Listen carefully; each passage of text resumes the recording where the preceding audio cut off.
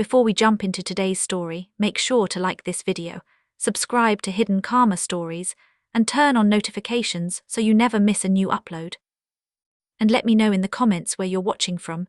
I read every single comment, and I love seeing how far these stories travel around the world. Now let's get into today's story. I want you to picture the kind of wedding you only ever see in magazines. A private estate in the Hamptons, hedges trimmed into perfect green walls, a reception tent the size of a small airport hangar, crystal chandeliers hanging from a steel frame, disguised as old wood beams. 300 guests in gowns and tuxedos that probably cost more than most people's cars. And me, standing in the back service hallway in a black and white catering uniform, holding a tray of champagne flutes, watching the woman who destroyed my finances and my sense of trust get ready to marry a man who didn't exist. If you're new to this channel, stick around, because this is one of those stories where every time you think you've reached the worst part, something even bigger is waiting underneath it. Her name was Vanessa. 3 years before that wedding, she was my fiancée. We met at a fintech conference in Austin, both of us broke, both of us hungry, both of us convinced we were going to build something that mattered. We started a payments startup together. I handled the engineering and the infrastructure, the boring back-end work that nobody at parties wants to hear about, and she handled investor relationships, partnerships, the front-facing side of the business that required charm I never had. For 4 years, that company was my entire life. I put in 80-hour weeks. I maxed out 2 credit cards, keeping payroll afloat during a slow quarter. I co-signed a business loan using both our names because the bank wanted joint liability, and I trusted her completely. That's the part that still gets me, even now. I trusted her completely.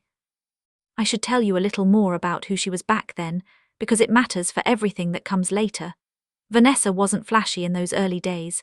She drove a used Honda with a cracked windshield she kept saying she'd fix once we closed our first big client. She used to bring day-old pastries from the bakery near her apartment to our tiny rented office because she said free food kept the team's morale up during crunch weeks. Even when the team was just the 2 of us and 1 part-time contractor we paid in equity, we couldn't actually afford to give away. We used to sit on the floor of that office some nights, because we hadn't bought a couch yet, eating cold noodles out of takeout containers and sketching out cash flow projections on the back of old pitch decks. I proposed to her on the rooftop of the building where we eventually got our first real office space, the one with actual furniture, about a year after we started seeing real revenue come in. I remember she cried, and I remember thinking that whatever happened with the company, whatever happened with the investors who kept stringing us along with promises of term sheets that never materialized, I had already gotten the most important thing right. I look back on that memory now, and it almost feels like it belongs to someone else's life, because the version of her standing on that rooftop and the version of her standing at the altar in the Hamptons 3 years later don't feel like the same person at all. I've had a lot of time to sit with that thought, and the conclusion I keep coming back to is that maybe they never were the same person. Maybe the woman on the rooftop was already rehearsing for the woman at the altar, and I just didn't know enough yet to see the difference. Then one Tuesday morning, I woke up and the business account had $41,000 less in it than it had the night before. My signature was on a second loan I had never seen, never signed, and definitely never agreed to. Vanessa's phone was disconnected. Her apartment, which I'd helped her move into 8 months earlier, had been cleared out except for the furniture that came with the lease. The engagement ring she'd been wearing for 6 months was sitting on the kitchen counter of our shared office space, next to a sticky note that just said, "I'm sorry, this isn't about you." It took the bank's fraud department almost a year to even confirm what had happened. It took me another 18 months after that to find out where she'd resurfaced, because the woman who vanished that Tuesday morning didn't just leave town. She erased herself, different last name, different city, a new social media presence built from scratch with a backstory that didn't include 4 years of late nights in a cramped office in Austin. I want to be honest about something. I didn't stumble onto her new life by accident. After the loan default destroyed my credit and put the company under, I spent a strange, obsessive stretch of evenings cross-referencing old photos, old usernames, anything that might connect the woman who vanished to whatever name she was using now. It started as a way to convince myself I wasn't crazy, that the woman I'd built a company and a relationship with hadn't simply evaporated without a trace. It became something closer to a habit I couldn't quite put down, A mutual acquaintance from the Austin tech scene eventually posted a photo from a gala with a caption tagging a woman named Vanessa Hartwell, a name close enough to her real one that I knew immediately it was deliberate, the kind of half-alias people choose when they want to feel like they haven't fully erased themselves. From there, finding the engagement announcement in a regional society publication took less than a week. Finding the wedding date and venue took another 2 months of patient, careful searching, mostly through vendor social media accounts that weren't nearly as private as they should have been, florists and photographers tagging locations and dates months in advance, because that's good marketing for them, even if it meant handing a roadmap to someone like me. When I finally found her, I didn't laugh, even though some part of me wanted to.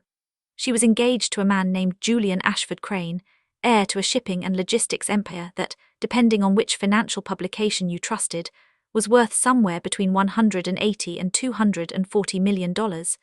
There were photos of them at a charity gala in Monaco, photos of them on a yacht somewhere off the coast of Croatia, photos of her wearing a watch that cost more than the entire payroll I'd scrambled to cover the month she disappeared. I want to be honest with you about something, because I know how this story sounds when I tell people about it now. I wasn't there for revenge, not in the way people usually mean that word. I had spent so long replaying that morning, that note, that empty office, that I think what I actually wanted was something much smaller and much more human. I wanted to look her in the eyes one single time and let her see that I knew exactly who she really was, underneath whatever name she was using now. That's it. That was the entire plan. No confrontation in front of her new fiancé, no scene, just one look. I had no idea that the man she was about to marry was carrying a secret so much larger than mine that my entire reason for being there would feel almost irrelevant by the end of the night. But to get anywhere near that wedding, I needed to be the kind of person nobody looks at twice. The easiest way to become invisible at an event like that is to become staff. Nobody remembers the face of the person who refilled their water glass. Nobody questions the person folding napkins into swans near the kitchen tent. I'd read that somewhere once, in some book about social engineering, and it stuck with me for years before I ever had a reason to use it. A friend of mine, someone I'd helped out of a messy legal situation years earlier when he couldn't afford a lawyer, worked logistics coordination for one of the largest event staffing companies on the East Coast, the kind of company that handles half the weddings, galas and corporate retreats in that part of Long Island during peak season. I didn't ask him to break any laws. I asked him for one favor: put my name on a roster for one event, just one, as a beverage server. That's all. He didn't know the full story. He just knew I needed to be somewhere I technically had no business being, and he trusted me enough not to ask too many questions. For 3 weeks before that wedding I studied, not hacking, nothing dramatic like that. I studied posture.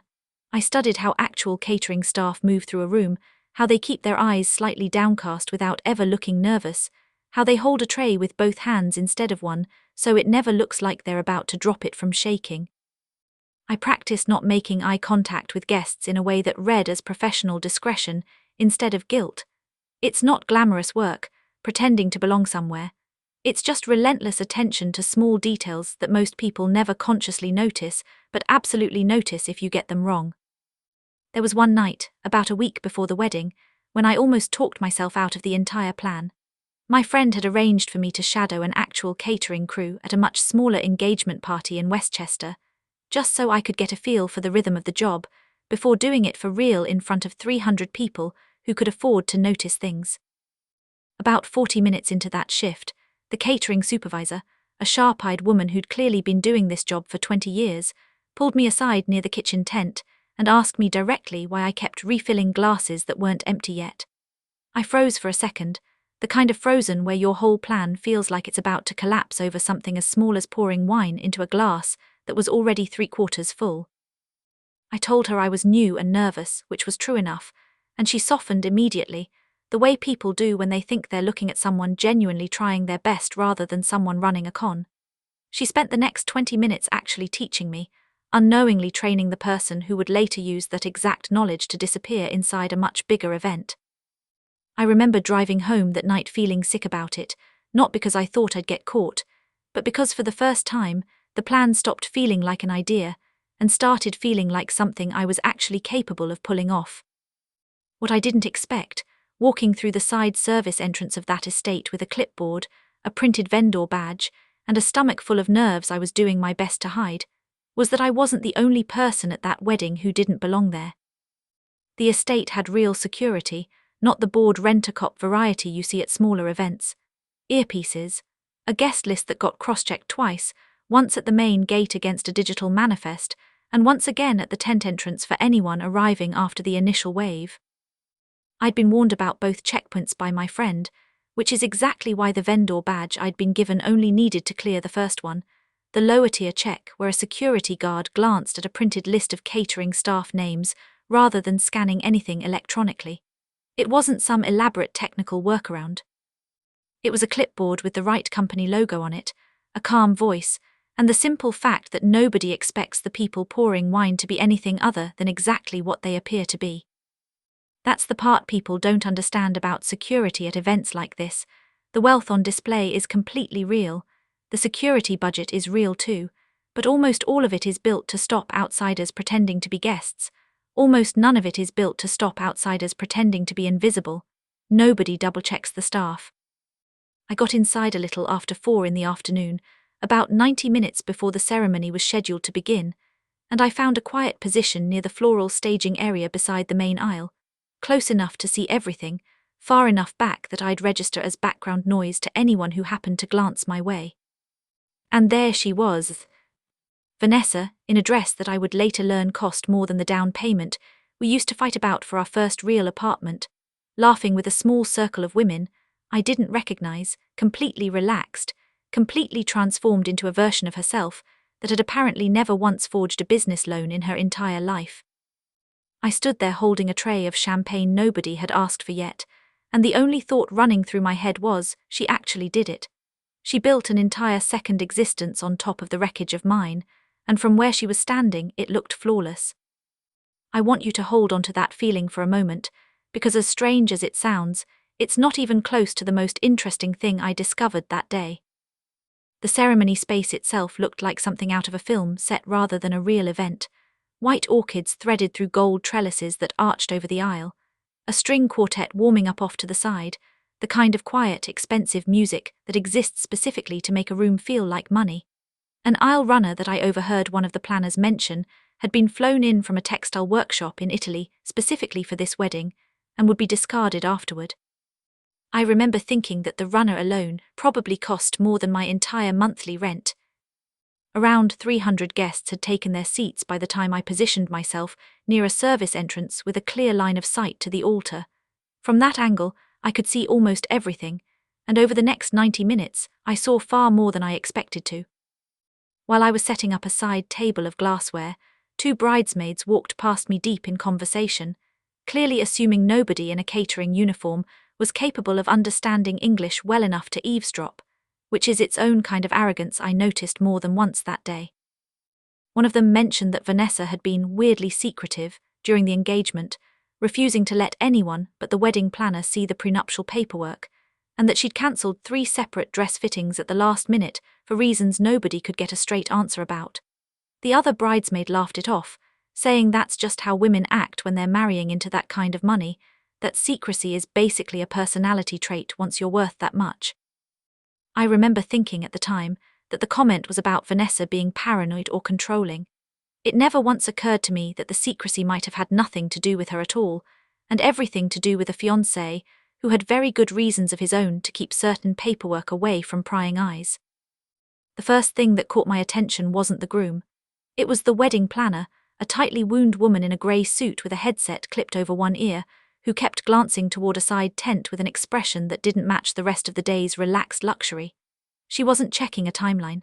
She kept checking her phone, then looking up toward the main estate house, then back down at her phone again, the way you check a message you're afraid to actually read. I didn't think much of it at the time.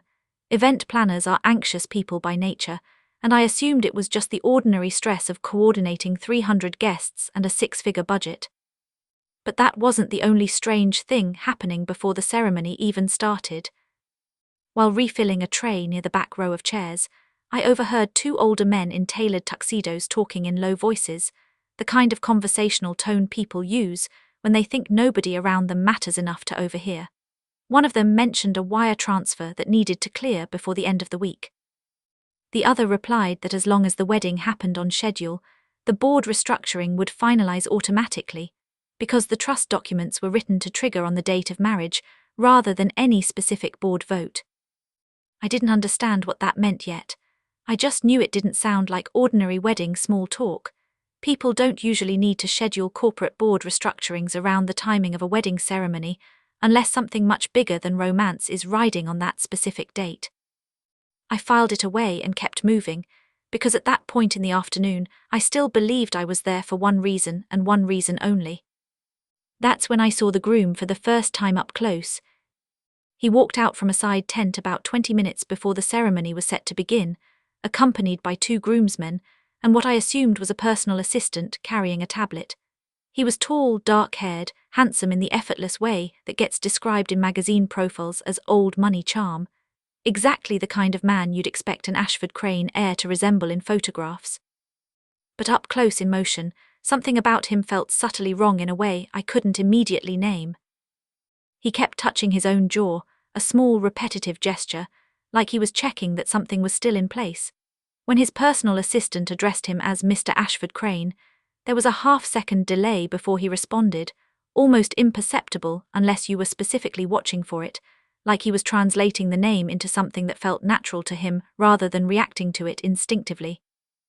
At one point, an older woman, who I later learned was a family friend rather than immediate relative, called out, "Julian, darling, you look just like your father did at his wedding." And he smiled and thanked her, but his eyes flicked toward his assistant for half a second first, the kind of look you give someone when you need silent confirmation that you handled a moment correctly. I told myself it wasn't my business. I had one goal for that day, and it didn't involve the groom at all. I had absolutely no idea that the man preparing to take his vows in front of 300 witnesses wasn't who anyone in that tent, including his own bride, believed him to be. There was one moment, maybe 10 minutes before the processional began, when the groom actually walked past the side table where I was restocking napkins and asked me, in a voice that was trying too hard to sound casual, whether the kitchen had finished the second round of canapés yet. It was such a small, ordinary question that I almost didn't register anything strange about it until afterward. But a groom from a family with this kind of staff, this kind of household, this kind of generational wealth, doesn't typically know or care what stage the catering timeline is at 15 minutes before his own wedding. That's the planner's job, not his. He asked it the way someone asks a question they've rehearsed in their head, trying to sound like a man comfortable giving instructions to household staff, when in reality he sounded like someone who had learned how rich people are supposed to talk to people like me from watching it happen rather than living it. I told him the canapés were almost ready. He nodded, touched his jaw again, and walked off toward the altar without waiting for anything more. I didn't think much of it in the moment. I think about it constantly now. The ceremony was scheduled to begin at 6. By 5:40, every seat was filled, the quartet had shifted into a slower, more deliberate arrangement, and the wedding planner I'd noticed earlier had stopped checking her phone entirely and instead stood frozen near the entrance to the tent, watching the main estate house with an expression I can only describe as dread. I almost left before the ceremony even started. I want to be completely honest about that, because I know some of you are imagining a version of me with nerves of steel and a master plan unfolding exactly as intended. That wasn't the reality.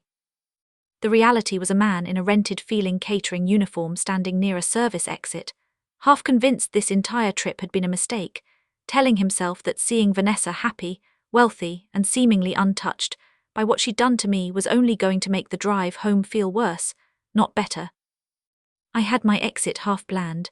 A service corridor led from where I stood back toward the kitchen tent, and from there, a gravel path led out to the staff parking field where my car was waiting. I remember actually taking one step in that direction. And then the officiant raised both hands, asked everyone to rise, and the string quartet shifted into the processional. That's when the enormous oak doors at the back of the tent, the kind built deliberately to resemble the entrance of an old cathedral rather than a rental piece for an outdoor wedding, began to swing open from the outside. Nobody on the inside had touched them. I remember the exact sound of 300 conversations dying out almost simultaneously, replaced by the kind of silence that exists right before something goes badly wrong.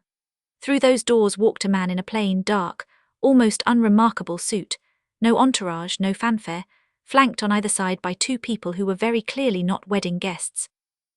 One of them had the build, stillness and posture of private security, the kind that doesn't announce itself with a uniform, but communicates its purpose through sheer presence. The other was holding a tablet against their chest like it contained something far more important than a seating chart. And the man walking between them looked almost exactly like the groom standing frozen at the altar, same general height, similar build, a bone structure close enough that, from a distance, you could understand how a wedding photographer might frame them as related. Almost, not exactly. Because the man walking through those doors was the real Julian Ashford Crane. I learned later, through the flood of news coverage that followed, that the actual Julian had spent the better part of the previous 14 months recovering overseas from a serious boating accident off the coast of southern France. An accident that had kept him largely out of the public eye, off social media, disconnected from the day-to-day operations of the family's logistics empire, while he healed from injuries that included a fractured jaw, 2 reconstructive surgeries, and months of physical therapy that left him temporarily unrecognizable from his earlier public photographs. Most people simply assumed he had gone private, the way wealthy heirs sometimes do.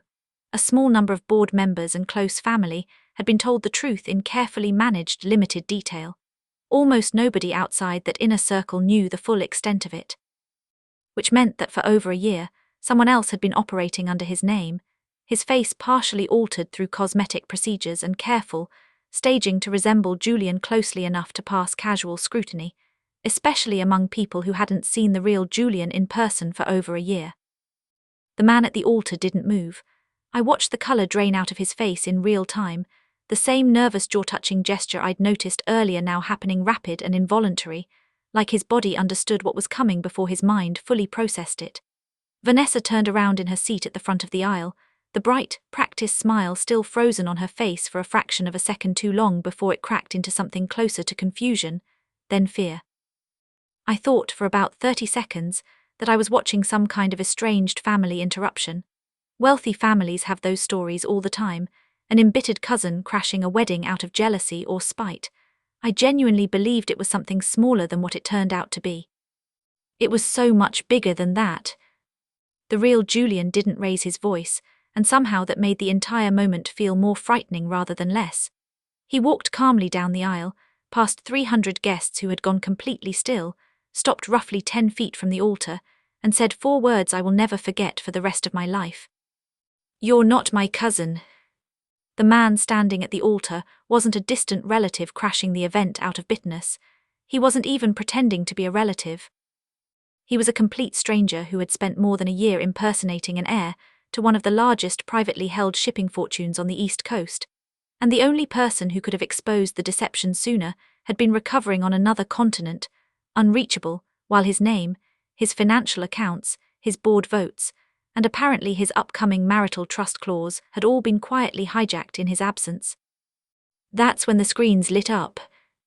I haven't mentioned the screens yet, but every modern wedding at that scale has them, mounted discreetly along the tent's support beams, normally reserved for a slideshow of candid engagement photos during the reception toasts.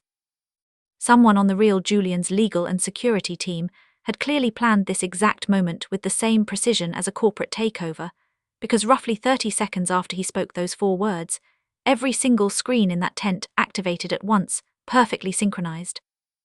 The first image was a side-by-side passport comparison. One passport bore a photograph of the real Julian Ashford Crane from 3 years earlier, the version most older guests would still recognize. The other bore the photograph of the man currently standing frozen at the altar, the passport number altered just enough digits to pass a quick glance, but flagged in red by what appeared to be a facial recognition overlay showing a match percentage low enough to draw an audible gasp from several rows of guests. The second slide showed a series of wire transfer records, dates and amounts scrolling slowly enough for anyone paying attention to read them, routed through 3 different shell accounts, before landing in a private numbered account that, according to the on-screen annotation, had been opened less than 6 weeks after the imposter first appeared in the family's social circle claiming to be Julian, freshly returned from his recovery abroad. The third slide was worse.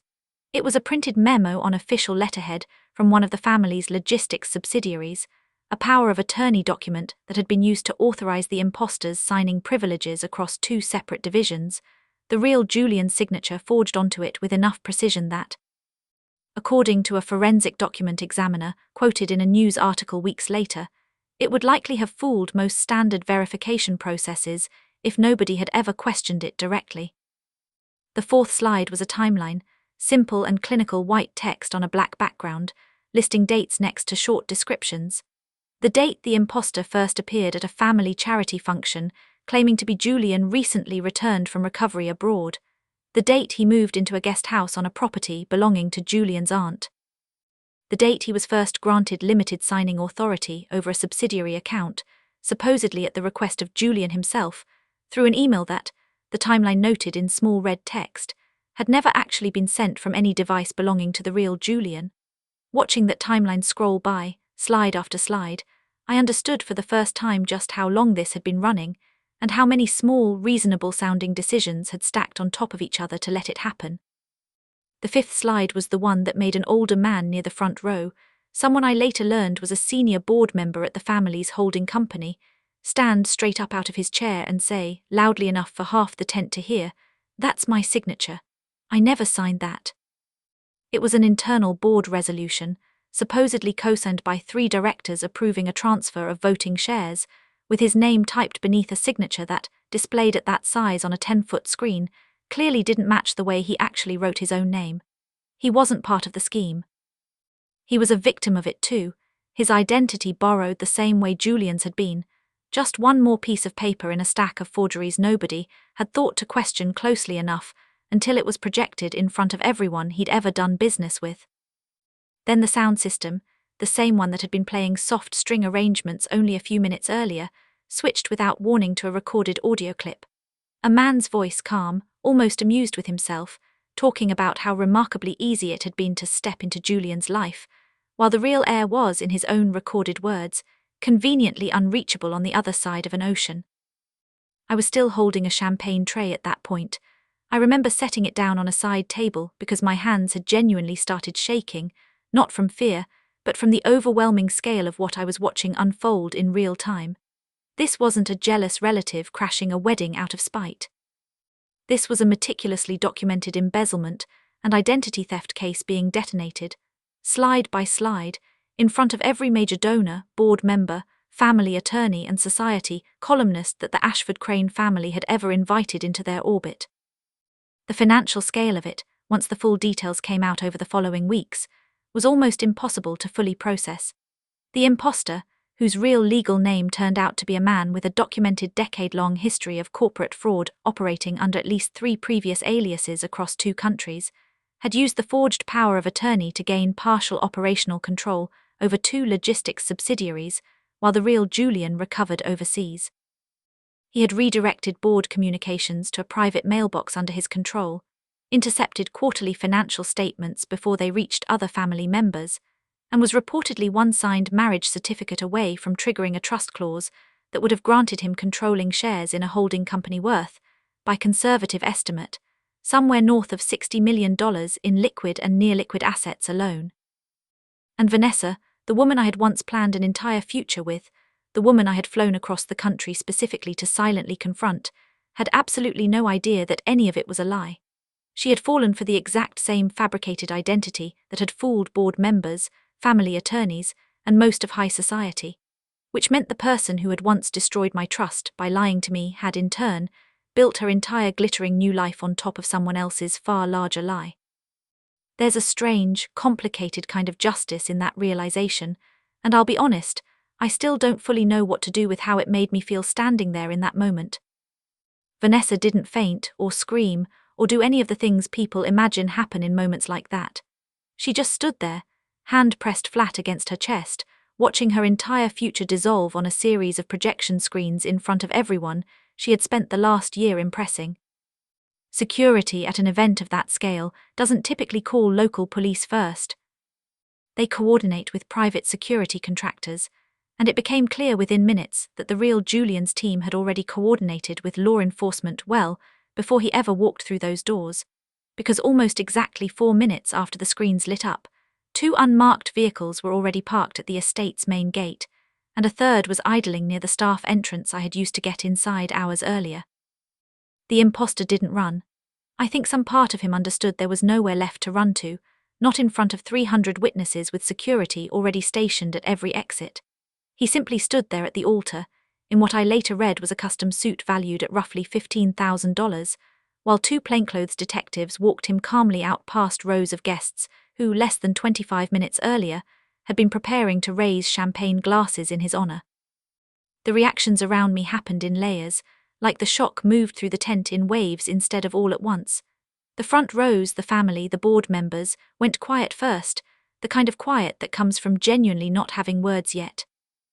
I remember Vanessa's mother, seated in the front row in a champagne-colored dress, pressing both hands over her mouth and turning to her husband with an expression that wasn't quite grief and wasn't quite panic, but something caught in between, the look of a parent watching their child's entire imagined future collapse in real time without any way to step in and stop it.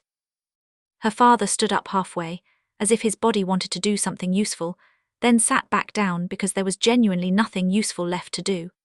Then the middle rows started murmuring, phones coming out despite the murmured requests from security to put them away, people angling for video they probably weren't supposed to be taking but couldn't resist taking anyway.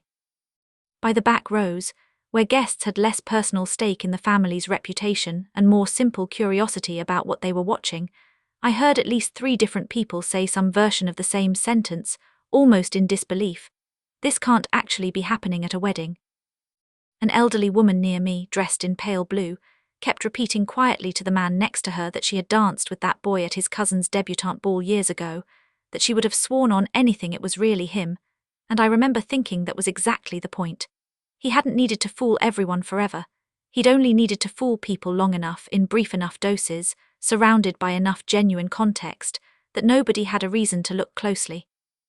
I slipped out before anyone thought to question what a catering server was still doing standing motionless near the back of the aisle instead of working the room. Nobody was looking at staff anymore. Nobody was looking at anything except the unraveling happening near the altar, the wedding planner sobbing quietly near the entrance, a small cluster of relatives surrounding Vanessa as she sat down hard on the edge of a folding chair someone had grabbed for her, her dress pooling around her like something that no longer mattered. I never got my moment with her. I never said a single word to Vanessa that entire day. And walking back through the gravel parking field toward my car, still wearing that absurd black and white uniform, I realized I didn't need that moment anymore. Whatever closure I thought I'd flown across the country to find had just been completely overwritten by something far larger than either of us could have anticipated. But that wasn't actually the end of it for me, even though I assumed it was at the time. About 3 weeks after the wedding, once the story had already started circulating in financial news outlets and a few gossip columns that focused mostly on the scandal rather than the fraud itself, I got a phone call I never expected.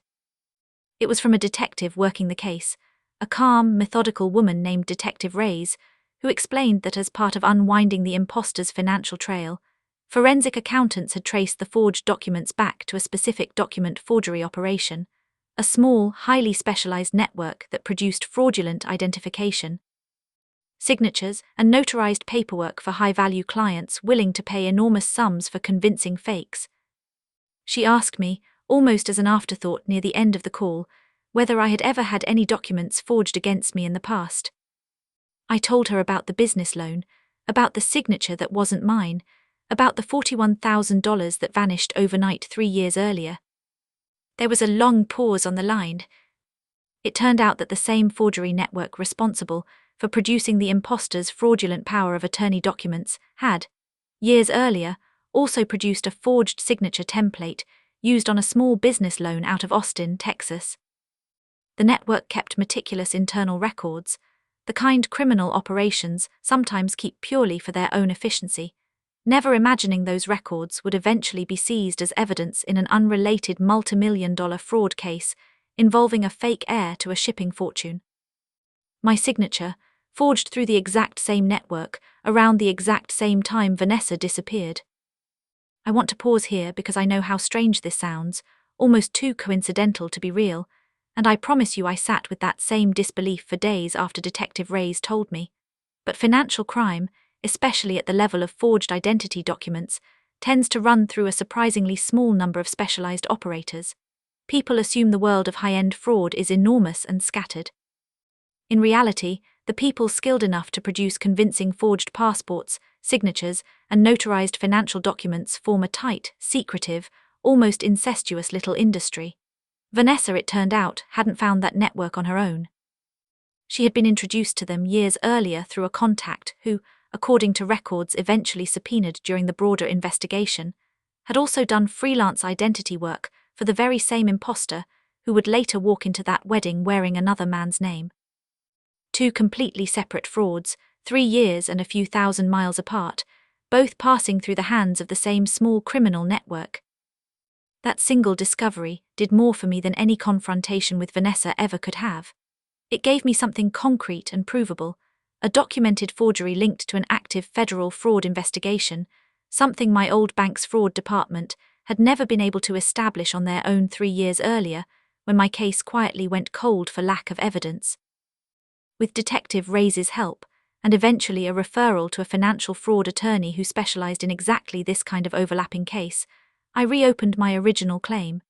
It took another 8 months, depositions, paperwork, more waiting than I want to describe in detail, but eventually the bank's insurer agreed to a settlement that covered the majority of what had originally vanished from that account, plus a portion of the legal costs I'd spent chasing it. It wasn't the dramatic, cinematic justice you sometimes hear about in these stories. There was no single moment where a judge slammed a gavel and declared me vindicated in front of a packed courtroom. It was slower than that, quieter than that, mostly conducted through emails and scheduled calls with an attorney I never met in person until the final settlement meeting. But it was real, and it was mine, and it traced directly back to a wedding I almost didn't attend. There's one more detail from that process I haven't mentioned yet, mostly because it still makes me a little uncomfortable to think about. Somewhere in the middle of the investigation, the friend who had quietly gotten my name onto that catering roster got a visit of his own from detectives, since the broader fraud case had pulled in records from every vendor and contractor who'd had any access to the estate that day, and his staffing company's records were part of that sweep. He called me afterward, understandably rattled, to tell me investigators had asked him directly why a name with no prior catering history had been added to the roster less than a month before the wedding. He hadn't lied to them. He told them the truth, that a friend had asked for a favor, and he hadn't asked too many questions about why. I spent 2 genuinely sleepless nights afterward, certain I was about to be charged with trespassing or fraud of my own, certain the entire thing was about to collapse into a legal mess that would somehow end with me, of all people, looking like the villain in this story. It never went that far. Detective Reyes, when I eventually spoke with her directly, made it clear that I wasn't a target of the investigation, that showing up at a wedding under a borrowed staff badge with no intent to steal anything and no role whatsoever in the actual fraud wasn't something prosecutors had any interest in pursuing, especially once it became clear how unrelated my reasons for being there were to the much larger crime happening around me. She did, however, ask me to formally document everything I remembered from that day, every overheard conversation, every odd detail about the groom's behavior, because even small observations from someone who'd been physically present and paying close attention turned out to be useful corroborating detail for the broader case. I spent an entire afternoon in a small municipal office, giving a recorded statement about napkins and champagne trays, and a groom who touched his own jaw too often, never imagining that any of it would matter to a federal fraud case. It was during that same period that I learned the real Julian's security team had actually pieced together part of my presence there too, not through any failure on my part, but through routine review of staffing logs as part of their own internal audit. It was during that same period that I learned how the real Julian had actually found out about the imposter in the first place, a detail that didn't come out until well after the wedding. Buried in a longer profile piece, a financial journalist eventually wrote about the entire case. Apparently it wasn't a suspicious relative or a sharp-eyed accountant who first noticed something wrong. It was a physical therapist at the rehabilitation clinic overseas, someone who had spent months working with the real Julian on regaining mobility in his jaw and shoulder, who happened to see a society magazine left in the clinic's waiting room featuring photos from an earlier engagement party. She mentioned to him, almost in passing, that it was strange seeing him out and about already, given how recently they'd been working on his range of motion, since the man in the photos was supposedly stateside attending events, while the real Julian was still very much in physical therapy on another continent. That single offhand comment was enough to make him start asking questions, quietly, through people he trusted completely rather than through the family's normal channels, which is exactly why the imposter never saw it coming until the moment those oak doors actually opened.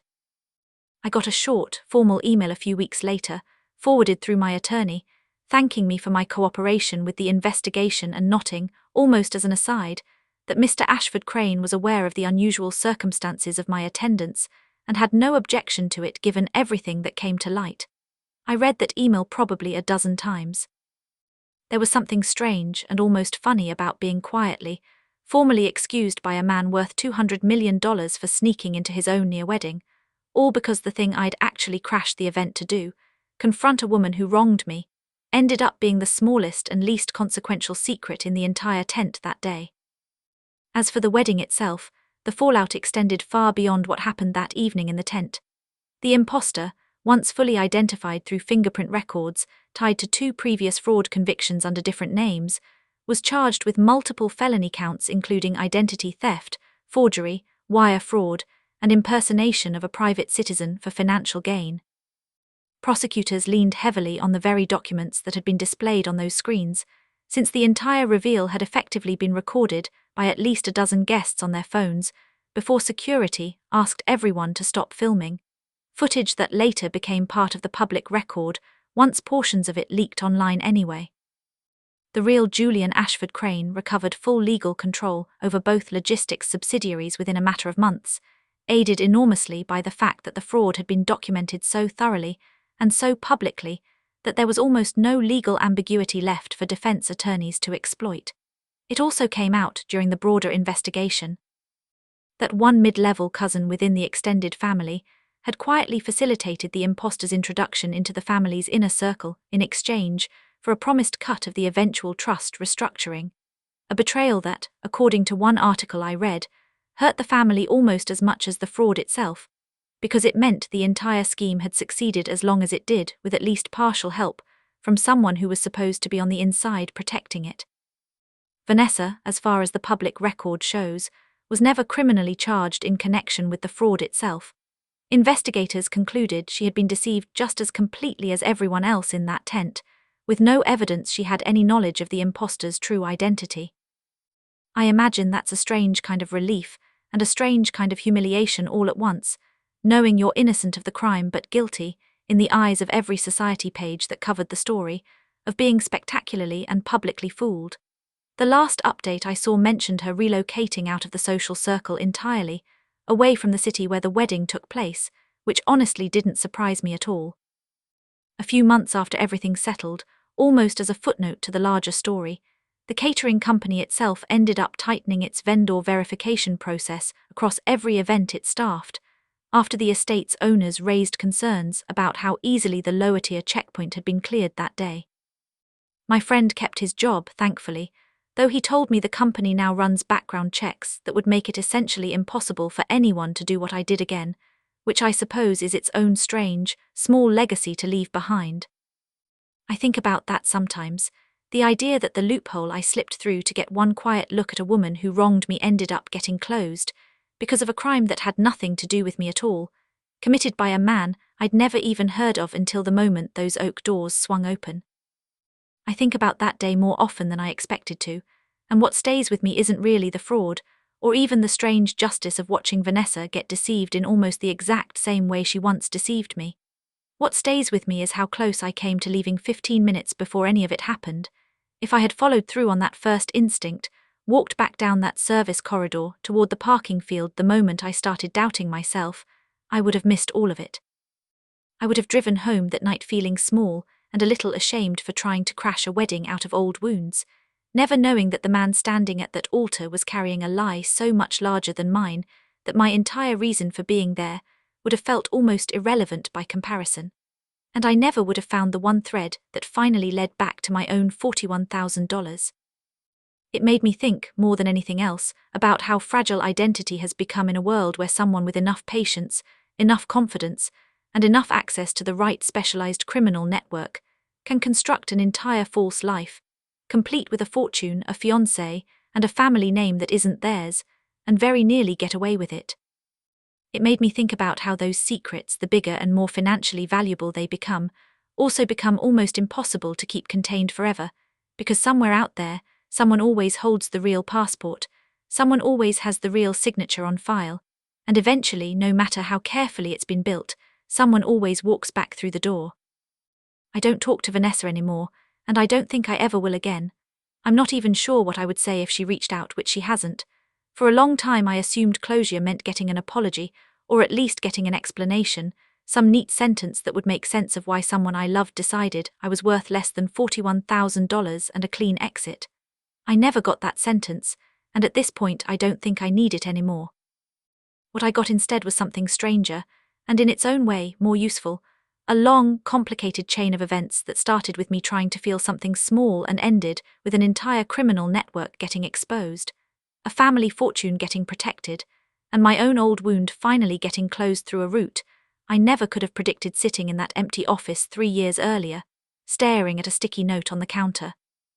If there's a lesson in any of this, and I've gone back and forth on whether there even needs to be one, I think it's that the people who hurt us rarely operate in isolation the way it feels like they do in the moment. Vanessa's lie connected to a forger's lie, which connected to an imposter's lie, which connected to a cousin's quiet betrayal, which connected all the way back, eventually, to me standing in a catering uniform, holding a tray nobody asked for. Secrets like that don't usually exist on their own. They sit inside networks, inside patterns, inside the same small handful of people willing to help build a lie convincingly enough to be believed.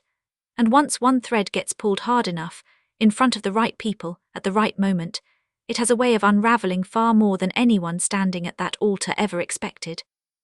So that's my story. If you enjoyed this one, don't forget to like the video and subscribe to Hidden Karma Stories for more unbelievable stories where karma eventually catches up with people. And let me know in the comments what you would have done in my position. Thanks for listening.